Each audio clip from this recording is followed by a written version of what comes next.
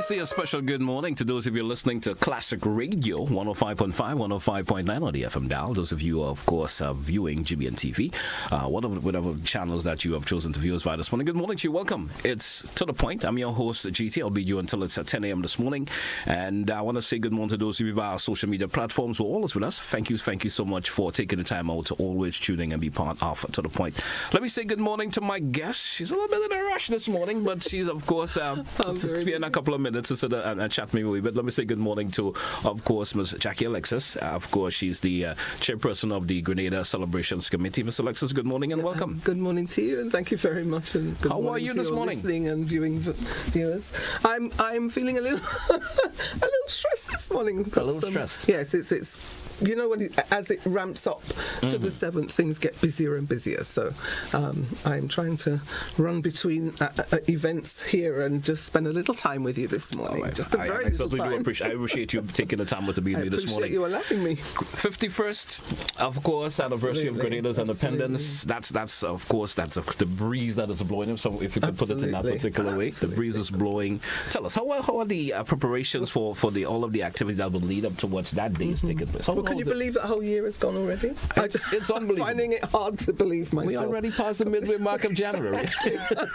Can't believe it's gone so fast. But I just wanted to just share some quick updates with you this morning to keep the public aware of what's taking place, because the activities start this weekend. Yes, we've got the semi-finals for the Independence Monarch competition in La Sagesse on Saturday evening, 7 p.m. So again, all these shows are free, so everything I talk about here today is free. Absolutely so please come out and support the artists. We have 20 artists who will be dwindled down to 10 to go on to the finals. Okay. On Sunday, we are in kind of collaboration with the Steel Band Association, who are having their pan on the sand. Yes. And there'll be an hour of independence music played, courtesy of NCC. And then the following weekend, of course, is going to be the finals. The 1st of February, Saturday the 1st of February, will be the finals of the Independence Monarch competition. And we're starting that off with a bit of a bang. We're actually going to have a motorcade that day. All right. So we'll be starting off from Gauve, moving into St. George's, St. David, through down into Grenville, where we will be joining GBN's Oil Down competition. On Pearls Airport. So we'll be coming through there to eat some oil down. So we'll be looking forward to that. And spend some time, and then moving on to St. Patrick's up to the bus terminal. The motorcade itself will go to McDonald's College, so they'll stop there. The buses and so on will stop there. Again, there are free buses available throughout the country. So each parliamentary office is being given 2 buses. Once they can fill those 2 buses can join the motorcade at any point along the way, of course. So we start in Gauve, and as we move down, then we hope that buses will join, and we also hope, of course, that people will come with their private vehicles, and make it a really fun day up to Sotez, up to the finals. And we know the finals is always well attended. It suddenly will be. I think we're actually getting to the point where we're outgrowing the bus terminal. I'm quite sure. It is usually packed, which actually makes it so exciting and and fun. But we're spilling out into the streets. I don't quite know where we go next, but certainly we're looking forward to that, and it's always a very good event. So we're looking forward to that one. All right. On the 2nd of February, we have our church service. We always have our Independence Church service. It's always important for us to reverence the Lord and for us to give thanks and so on. So this year we're having it at the Crowshoe RC Church. Again, there are free buses available. There is 1 bus per parliamentary office, free bus. Please fill your buses and come along. Everybody is welcome. Obviously, the church can't hold the whole country, but we would like to fill the church and have a nice representation for that day. So that's at 3:00 on the Sunday afternoon. Okay. That's followed by the cultural extravaganza, always in Grenville, night before Independence. That's always another activity that's always looked forward to. People are very excited, and Grenville loves to host this event. So in collaboration with SADO, we are hosting that event again. Lots of artists and so on will be performing. There'll be crafts and so on for people to view and buy, and then of course the food court and things. So that's starting from 6. They're actually starting with a march. They usually do a flambeau march, so they'll walk the march. They'll march through Grenville, and then onto the bus terminal, and then they'll start at 7 o'clock that evening. All right. Then on the morning of Independence, I don't know if you recall last year that in St Mark's they did Rise to Independence. Yes. It started at 5:30. So we're collaborating with St Mark's in that event. Of a similar nature to last year. It's a question I always want to ask you. How are we going to, of course, match up 20 to 51st to the 50th? They can't match the 50th. There is no matching the 50th. I mean, we all know how spectacular a year it was. Yes. And it had to be, and it should be. But we have to remember that, we move on now. Yeah. So let's prepare for maybe 75. Maybe that will be the next biggest. But of course, we still want to make it fun. We want to make it inclusive. We want to involve as many people as possible.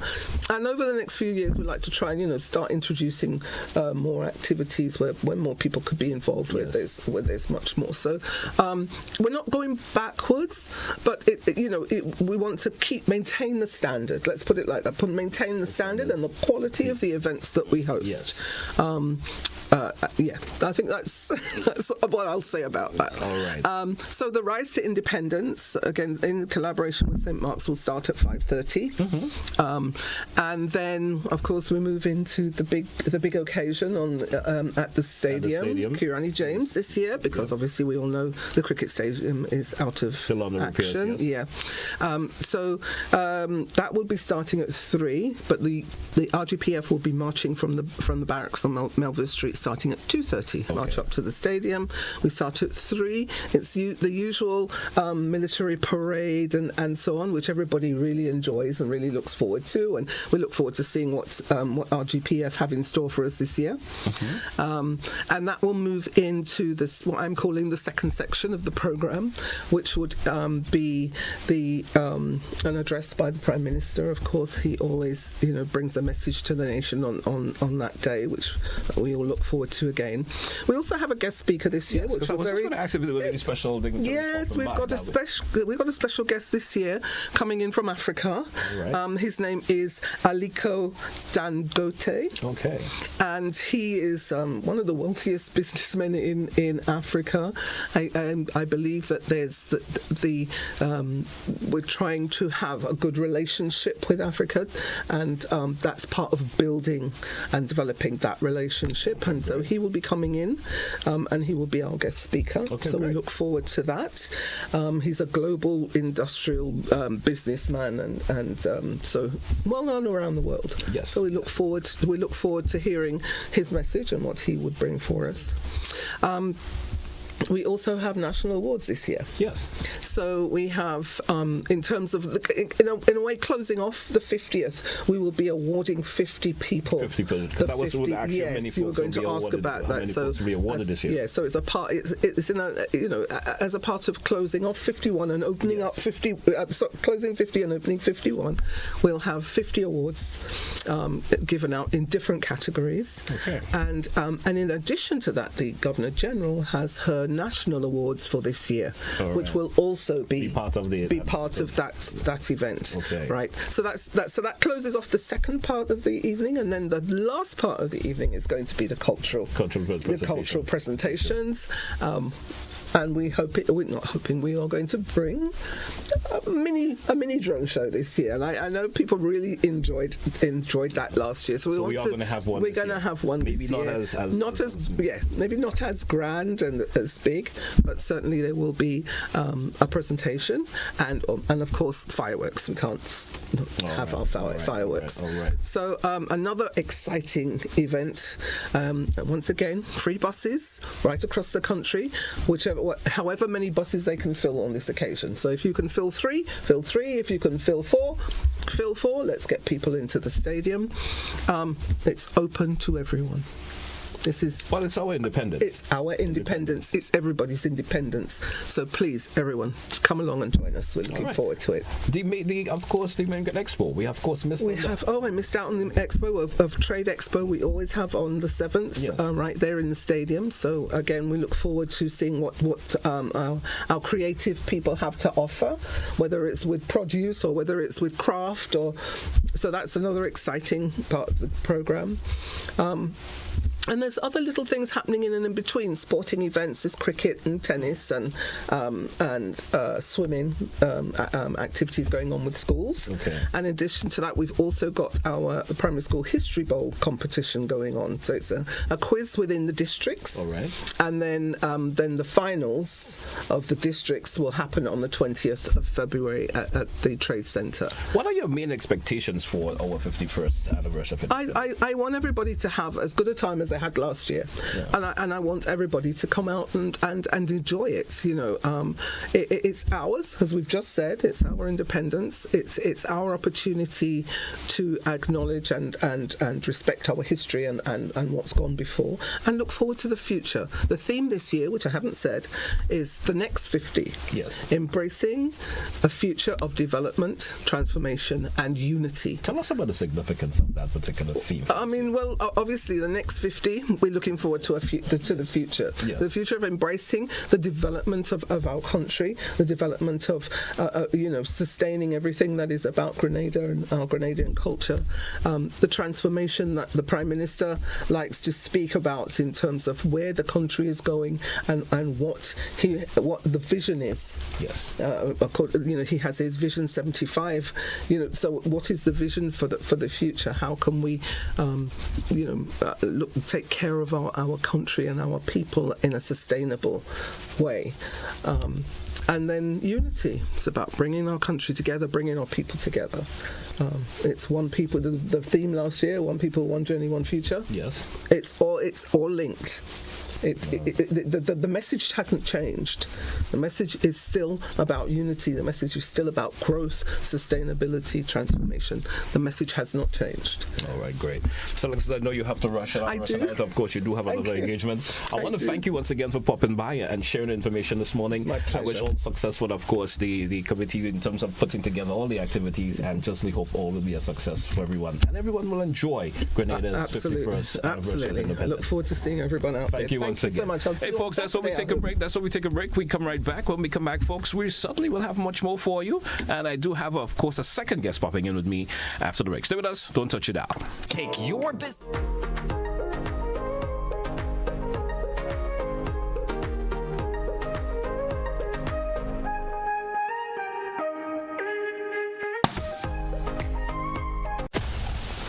Grenada is indeed beautiful and worth exploring. We firmly believe that you should be allowed to do so. Why not explore Grenada with James Services Corp Off-Road Tours? Whether you decide to explore Grenada with your family, spouse, or large group of friends, we are ready to welcome you. Our tours are guaranteed to leave you with wonderful memories of Grenada if you are visiting, and excitement if you live here.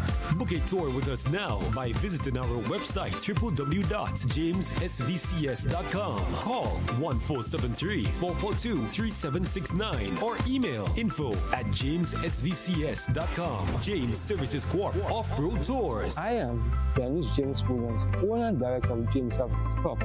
Looking forward to welcoming you to the beautiful island of Grenada to explore with James Services Corp Off-Road Tours. See you soon.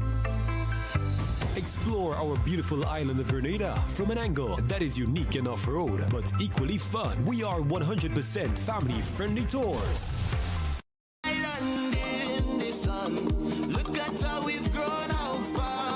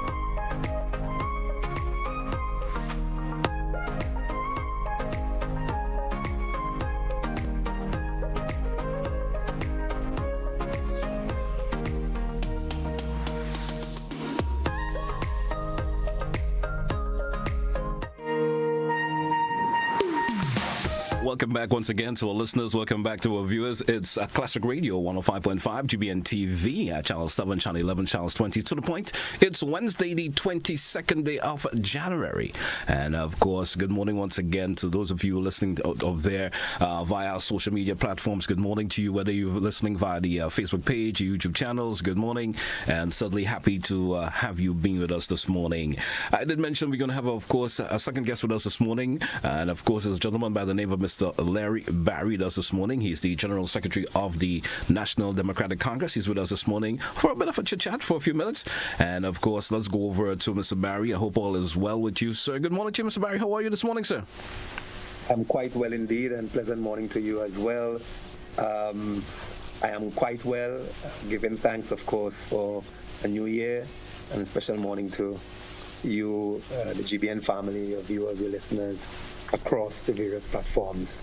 Right. Thank you very much for accommodating us again this morning, and it was earlier. Pleasure to hear Jackie. Yeah. The 51st. It's always a pleasure to have you on the program, sir. And of course, I'm looking forward to our usual vibrant discussion as always when we do have the opportunity to do so. Yes, indeed. I want to get the conversation rolling off this morning. It's, of course, the opportunity once again was for the government going over to China, the Prime Minister and the delegation going over there. Tell us a wee bit about this, of course, the opportunity that given up to the Prime Minister and so forth going over there, marking that 20th anniversary of resumption of diplomatic, of course, relations with China. Tell us a wee bit about that and some of the accomplishments that may have achieved by the Prime Minister and the theme going over there.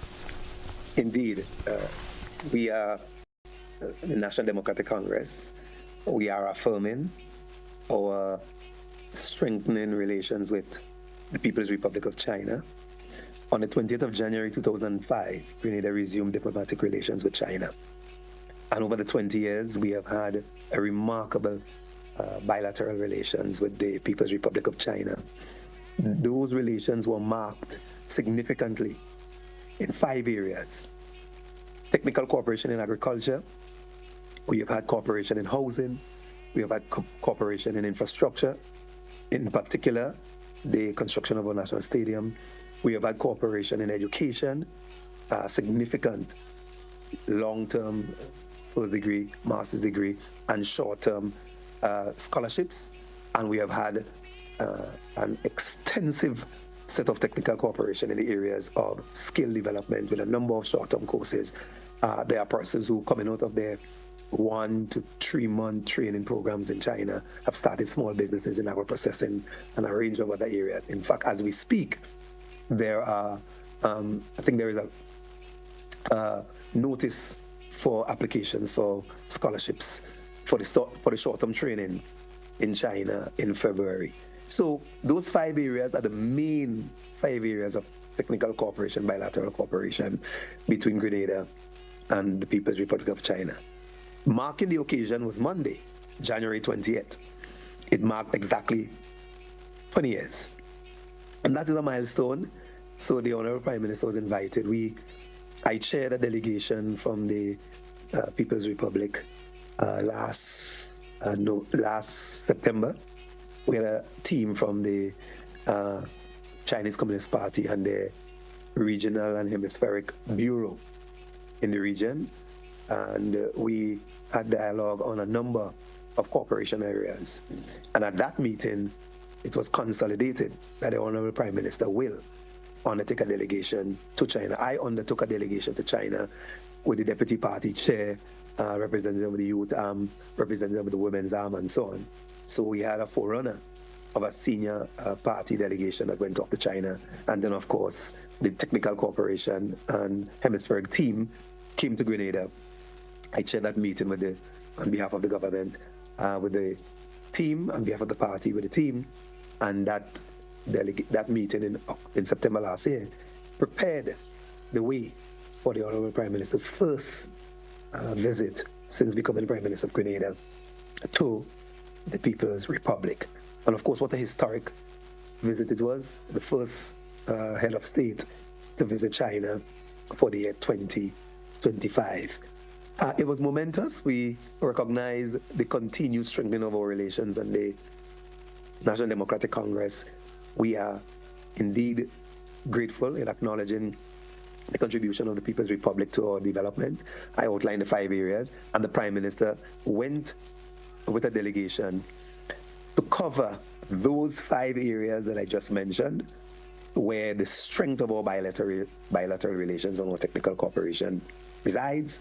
And in fact, GT, the outcome, in addition to the rolling out of the red carpet and exposing the Prime Minister to some of the highest levels of government, right up to President Xi, engagements with President Xi, and to visit some of the cutting-edge technological areas in AI, some of the cutting-edge areas in electric vehicles, the Prime Minister was exposed to, and he was given the red carpet treatment as any high-level visitor, head of state. So the 13 areas, the memorandum of understanding, it is the most, since our resumption of diplomatic relations with China, is the most memorandum of understanding covering the 5 areas. So the technical cooperation in areas in trade and investment, in technology, in agriculture, in human resource development, both academic training and technical skills development, and so on. So those 13 MOUs were published in the press, so persons can always have a look at what each of the 13 areas represents.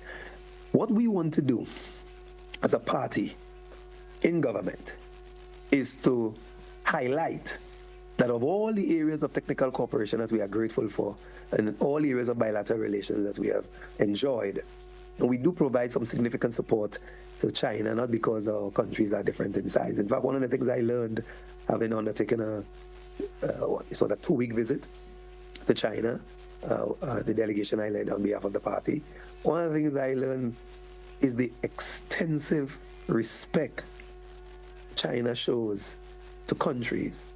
It does not measure size. When we were in the room, China saw us as equals. Well, a number of other countries were present. So we had the General Secretary and deputy political leaders and others from various countries across the region when we went to China. But they treat you as an equal. And they do so because of their principle. The important thing I recognize also is that while we were there, we were able to glean from China the number of support China has received from Grenada and other Caribbean countries on a number of critical international development matters at the UN and so on. So we do provide significant reciprocal support, notwithstanding the difference in our size. And that's why we applaud those bilateral relations. That's why we applaud the Prime Minister's steadfast leadership on multilateralism, and especially in the areas of climate change, climate resilience, and calling global players to account at the necessary global fora for what happens with our small states in the areas of climate change and the impacts and our efforts to mitigate. So those are the areas that we have enjoyed development partnership, but we want to single out GT housing. GT, you and I know that for most income earners in Grenada, the biggest investment we'll make in our lives is in the area of land and housing. Biggest area of investment. And when we look at the 5 areas of significant technical and bilateral cooperation and development assistance and aid from the People's Republic, it is in the area of housing. We applaud, notwithstanding the construction of the National Stadium, it is where people lay their heads. That's where we want to spend more time. That's why for the first time in the last 2 decades, other than the housing assistance from China, we have had no significant housing development. And that is why in our manifesto, we commit to 500 Grenadian-style homes that we're going to be building from our own resources. And we have commenced that work with our first demonstration site out in Dunfermline. But we applaud the 5 housing programs, low-income, low-cost housing programs from the People's Republic of China in those last 20 years. The first 3 housing schemes that was donated to Grenada from the People's Republic was about 347 units. and the last 5 amounted to about 504 housing units, total of just under 900 units donated by the People's Republic to Grenada. So we want to especially thank the People's Republic for those.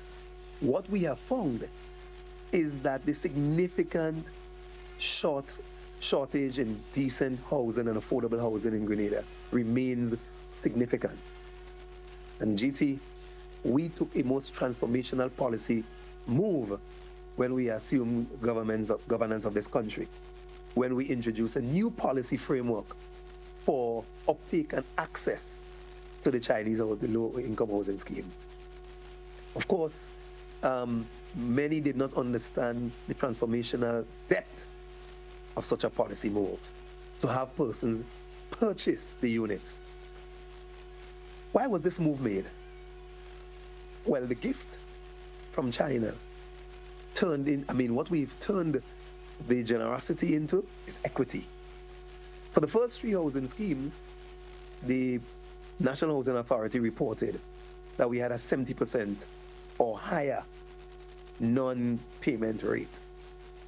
So for all the efforts that we have seen, persons were not paying up for the ownership of those houses in the first 3 schemes. That meant that while you are there, you have no ownership. Let me repeat. It meant the high non-payment rate for the units in the first 3 schemes, 1 and 2 bedroom housing units in the first 3 schemes, meant that you had no ownership, and therefore you could not convert that asset into equity. It is equity that matters in asset ownership. It is equity that matters in transforming one's station in life. That's why home ownership is the biggest investment we'll make for many of us. The biggest investment we'll make in our life, in our entire life, is the purchase of a piece of land and the ownership of building or repairs or acquisition of a home. And therefore, our effort was to move the needle through policy to increase home ownership. And that home ownership through the Chinese low-cost housing program was to help increase equity so you can leverage your home ownership to build on your investment, to build on your capacity to expand and own other property, to leverage the home ownership for loans to help your children with education, to start a small business, to purchase a piece of machinery. That's what equity does. So our policy move was to bring the generosity of the People's Republic of China full circle into equity. So we established a policy of purchase before occupation. That policy meant that the government was going to put in a number of support areas. In fact, as we speak, the uptake of the houses in Boucheju, in Current, is almost 100%. In other words, the policy to purchase before own occupation has been an extremely high success, great success, because the 1-bedroom units, the per unit cost, according to the publications of the National Housing Authority, the per unit cost for the 1-bedroom was about $72,000 per unit cost, including the tiling and all of that. And the per unit cost for the 2-bedroom was about $144,000. $144,000, the per unit cost for the 2-bedroom. The 1-bedroom are sold at $19,000 less than the cost to build it. So it cost about $72,000 to build, sold at $51,000 to the interested homeowner.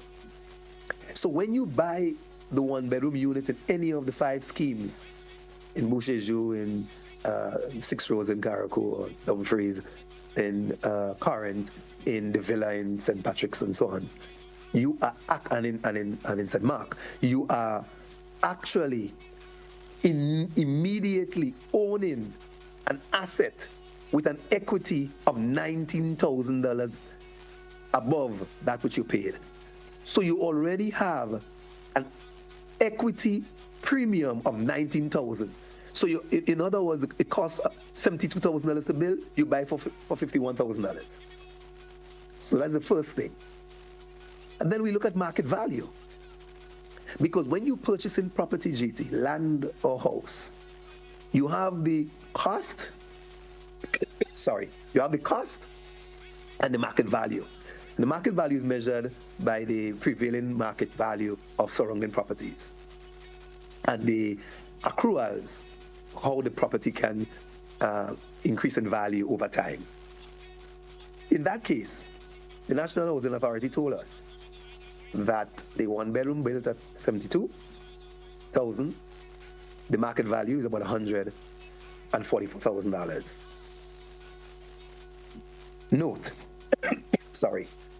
Note, the market value is $144,000. You have an estimated excess of $100,000 in equity value for a one-bedroom unit. The two-bedroom units have a market value. So it cost about $91,000 to build. It's sold at $72,000 for the two-bedroom unit, but the market value is $204,000. $204,000. So if you were to buy a similar two-bedroom unit in an area where the housing scheme is, you would pay $204,000. The government sold it to the homeowner at $72,000 for the two-bedroom units. What do you do then, GT? You convert that equity into leverage. So you go to the bank, the credit union, or you put it up as a mortgage for a loan for your child's education, or to invest in a piece of machinery. That's your security. The equity value of the property is the security with which you can use to acquire other assets, to build and strengthen on your child's education, to own other property. That's what we meant when we say transformation. That's what we meant. And the evidence of that transformational type of policy is evident. So we turn the Chinese generosity into low-income people's equity and to move their development forward. That's why we love the NDC, and that's why NDC is always best for Grenada. All right. So Mr. Barry, I mean, of course, you can go all morning telling me about those housing projects, and of course the benefits, of course, that is derived for regular Grenadians. And I know we are so happy about that. But we drew for a break. When we take that break, when we come back, we still have much more to discuss. Stay with us, folks. It's To The Point Classic Radio. We'll be right back. Don't touch it out. To hold.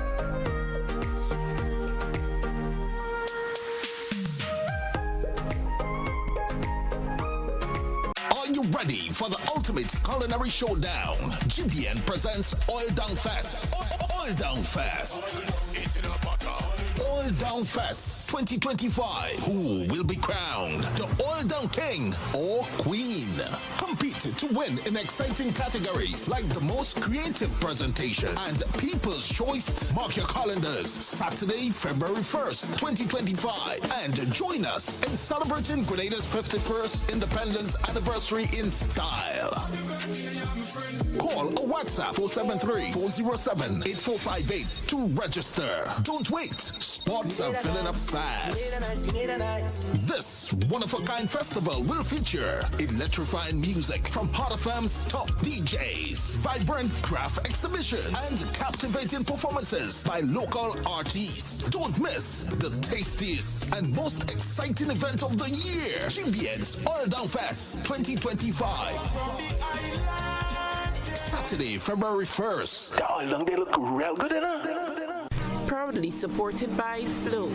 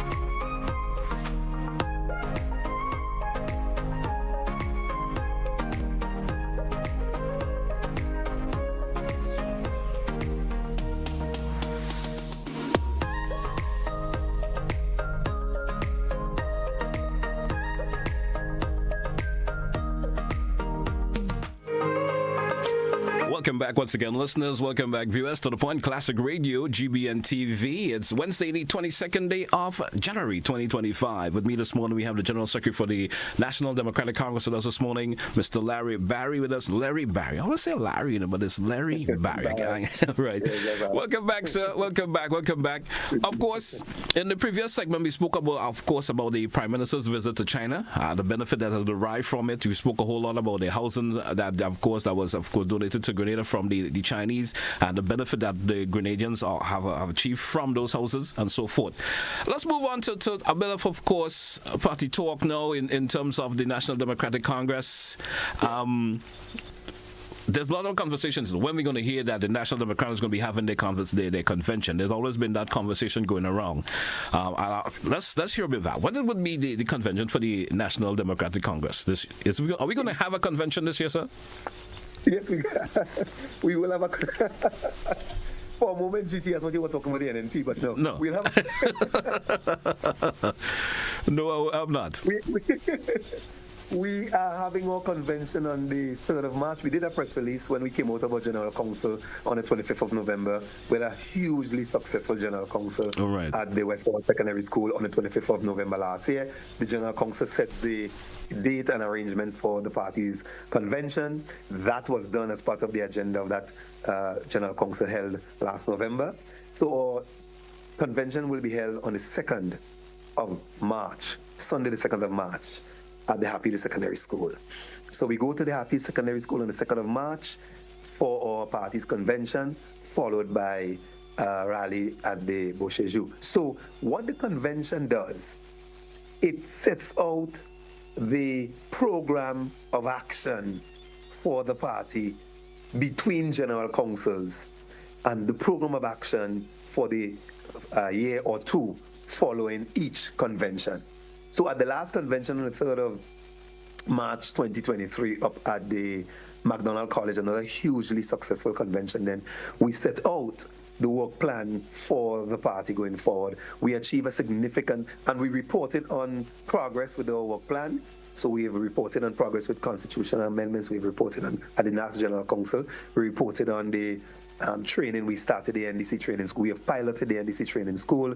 A huge success in training our executive of all our party organs. We continue with that, as well as political education for our members, which is another aspect of the NDC training school. We have had a number of other training opportunities and activities from various organs as well, notably from the New York chapter and our PRO up there, Brother Roberts, who have led online university of training on political matters, PR, and related activities. And we have had other branches, other chapters leading various aspects of training.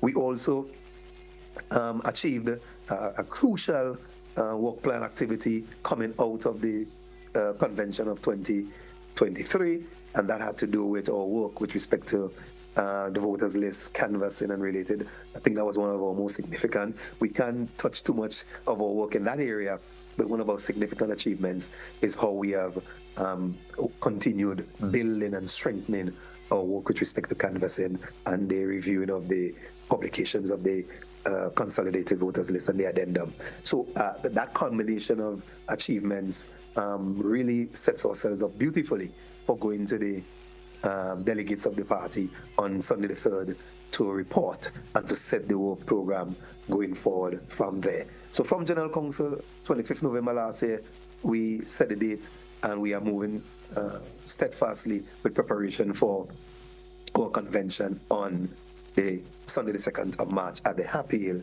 Secondary School. I think this is the first time we go into the constituency in the last 2 decades. We have not been in Happy Hill probably for the last 20, 25 years. So we are picking up the momentum heading into year 3. So March convention, Happy Secondary School, and June this year will mark our 3rd year in government. All right. So that we can look forward to. One other thing I just want to add quickly: the convention really is about political succession in the party, and that political succession comes in the form of our elections of officers, and that's always a highlight. That's always a highlight of conventions. Then we have reports where we present our reports on finance, on party organization, on party PR, and so on. And we take questions from the floor, followed by motions and resolutions where there are any. And then we have the political leader give his report and give the line of march for the next year or two. All right. Mr. Ray, let me ask you, how happy are you? Of course, it's going almost to getting to 3 years sometime in a couple of months from now for the National Democratic Congress being in office. How happy are you the overall performance of the administration, and of course you being the General Secretary for that association? How happy are you in terms of the overall performance of the government thus far? The National Democratic Congress. Not only from a party point of view, but from a governance point of view also. Yes. So from the side of the party, we have had some of the most far-reaching party organizational work for a long time in the National Democratic Congress. Far-reaching because what we have done, and through my leadership of the party organizational work, we have strengthened the functioning of our various organs. So the party have like 13 standard organs. The highest organ of the party is the party convention. The second highest, the General Council. The third highest, the National Executive Council. So those three. And then we go down to the branches, the constituency branches, the arms, youth and women's arms, or overseas support groups or chapters, and then, of course, our PD groups. The party constitution at section 4.1 and 4.2 sets out that among all the organs of the party, the organ that is the basic core unit, in other words, the lifeline, the bloodstream of the political organization, is the polling division group. Because the constitution of the National Democratic Congress at 4.1 and 4.2 sets out that it is the village party group, which what we have done is strengthen our village party groups through polling division groups. So all 132 polling divisions will have a polling division captain and a polling division team.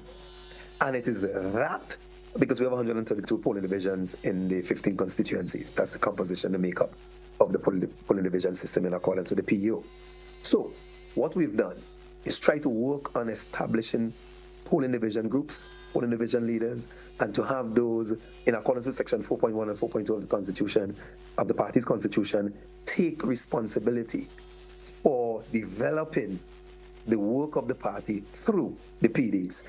When I reported to the General Council, we had, out of the 142, we had at least 70 active, strong, functioning PDs, and another 25, just about 25, developing PD groups, PD leaders, and PD operational work, and only a small number, about 12, that we had some additional work to do to bring them in the fold. That is historic in terms of level of party functioning from what the Constitution says is your basic core unit. And we've moved all our branches through an annual cycle of elections, and we have had 2 or 3 that have had interim executives, which again is historic for the history of the party. Will show that at any given time we had 1 or 2 branches that would not have had the level of functioning that was expected at the branch level. We've maintained our National Executive Council meetings. The best record of the party is at the level of the National Executive Council and the Elected Officers Council, where we meet twice a month, the elected officers and the NEC, and that has been maintained monthly.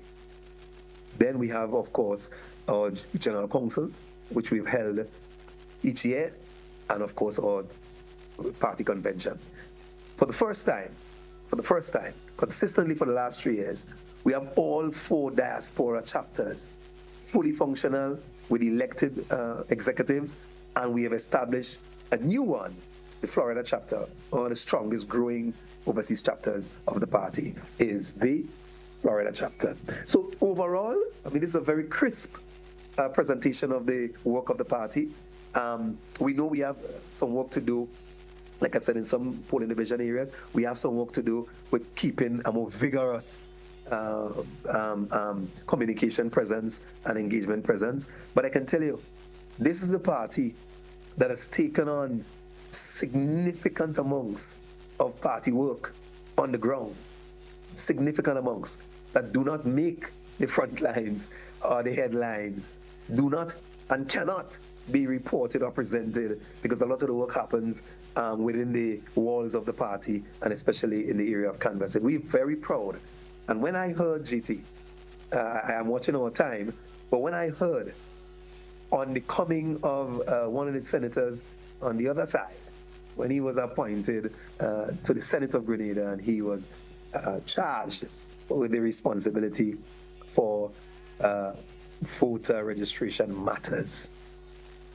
GT, they made allegations that they saw unprecedented registrations, and they had questions about the names and strange names. The honorable leader of the His Majesty's opposition making claims and allegations that they had serious questions and doubts about the voter registration and the strange names they were seeing. Well, we put the charge to them. Name a single PD of the 132 polling divisions in this country. Name a single PD where you see unprecedented registrations and you see strange names. Name one. It's all right to come and talk all this flight of fancy to try and scare people. No sooner there was a change in the supervisor of elections, the attack started. The same thing happened, you know. GD, the history, if we don't remember our history, we're doomed to if we don't remember the failures or the mistakes of our past, we're doomed to repeat them. No sooner former supervisor of elections, Judy Benoit, one of the supervisor of elections that the OAS hailed as having done a sterling work in that parliamentary elections office. No sooner she was appointed, the attack started under the last NDC administration. Again, no sooner new supervisors appointed, the attack started. So we know the playbook. We know that playbook from that side. But we're ready. So any claims that they have been making on the platform, they have not substantiated one. So we put in the gauntlet down. We lay the gauntlet down to them today. And the one that they say they appointed for leading their party's work on registration, voter registration, we lay the gauntlet down today. Name a PD where you see unprecedented registration and you see strange names. Name one. And name the names. So we leave that there. But our work in that area is great. So the party's work, a lot of it is not in the public domain and can't be. But I'm pleased we have an extremely well-functioning party, all aspects, and we're going to have a broader dialogue later. We'll have a broader dialogue later. So, on the side of the government, we have achieved the GT, the greatest set of achievements in 2024. I mean, the list is long. In 2024 alone, we have had two significant transformational decisions. Ending the year, this is a government that went to the parliament and passed legislation to never again have any public officer, established or unestablished, to ever leave the public service after the years of service without a pension. It is historic. This is what transformation means. If you ask anyone, GT, or if anybody asks you any other time, what does transformation mean? Tell them NDC housing program. Tell them legislation in Parliament that we are going to have a contributory pension program, which is a retirement savings plan with a interest-bearing result. Interest-bearing result because you put 3%, we put 3%. If you're over $5,000, we put 6%, you put 6%. You get everything when you leave in. How much more humane a government has ever been? How much more humane when you have public officers, hundreds of unestablished officers, leaving the public service before we came to office, leaving the public service with zilch. They get the equivalent of their contributions to NIS, and many retired into income poverty because they had no income support, no cushion. And when we came to office, we had to pay thousands of dollars in NIS contributions. So many of the contracted workers got nothing. They went to the Prime Minister saying, help us. 18 years as an extension officer in the Ministry of Agriculture. I have nothing more than my last paycheck and $300 and $400 from NIS. And the Prime Minister immediately went to the cabinet and said, hey, let's just pay off all the NIS that was not paid. They give hundreds of unestablished contract workers in this country contracts and tell them to go and work and pay their own NIS. Who does that? Which is a violation of the NIS legislation. Because it's NIS is premise. And I heard the former President of the Senate and former Labour leader on another program recently talking about what the value of NIS as a social security program has been for the revolution, how it came about, and why it is one of the most outstanding statutory bodies today. We agree. But we paid in one tranche over 300,000 as NIS contributions for hundreds of workers who never had their government contributory amounts paid. So what we are happy for is this. We're happy with the government going to Parliament and passing legislation for the pension reform and the contributory pension program. The government, in its humane ethic, that's why we have the heart, in its humane ethic, GT, what did the Honorable Prime Minister do? He led a proposal to the cabinet. When the Pension Reform Committee recommended 50% pass service credit for all the unestablished workers who didn't have a pension under this new pension program, the Prime Minister said, you know what, we'll give them 100%. The pension committee came with a 50% recommendation. In other words, for all your years of service, GT, that you would not have otherwise gotten anything for, we're going to give you something on your last salary for each month of each year. And it would be 50%. The Prime Minister said, we'll do 100%. That's the quality of leadership and achievement of the National Democratic Congress and government that we are most proud of. Significant, we ended the year with a historic transformational piece of legislation to move people from poverty once you leave the public service. And you'll now get 100% past service credit, meaning you'll get 100% of your last salary calculated over the years of service you would not have gotten a single pension for. In fact, it is even more humane now that you have persons who are actually exiting the public service who are unestablished with no pension. They are still going to get the past service credit amount. They're going to still get that, since they would not be in the service to sign on to the contributory pension scheme. I end there with my overall sense of greatness of the party's performance in government. I end here considering that we had one of the greatest 50th anniversary of independence. This is the administration that put Kirani James on the OECS dollar. We have a Nobel Prize laureate on the $100 bill. We had Sir Dwight Venn, and the longest serving one of the great achievers of OECS financial management through the ECCB. And that great figure on the $50 bill was replaced with the greatest of them all in the area of sports and international representation, Sir Dr. Kirani James. So Mr. Barry, of course, we have gone to that stage of the morning. I know we may not be able to entertain the calls this morning because we are strapped for time. We have gone over time a wee bit already. I want to urge you, if anything, in closing before we take a wrap for this morning. And we need to have you back once again, and I know you will be coming back again. And of course, we can have that entire hour to have that conversation where we can always, I know there are listeners and viewers who may like to ask a question or two for you.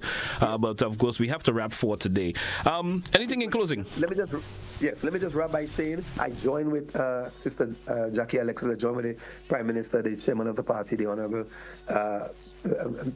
Prime Minister, and indeed our friends in the People's Republic of China, the Honourable Ambassador of the People's Republic of China, he is what you call a friend of Grenada.